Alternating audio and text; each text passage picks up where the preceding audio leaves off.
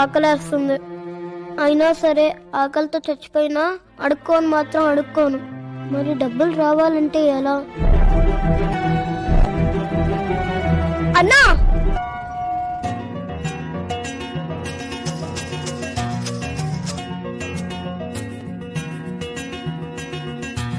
పువ్వు ఎంతరా? 10 రూపాయలు. తీసుకో. థ్యాంక్ యూ రా. బాబు పువ్వెంతమ్మా? 10 రూపాయలు. సరే ఒకటి. అయ్యా ధర్మం చేయండి అయ్యా, ధర్మం చేయండి అయ్యా.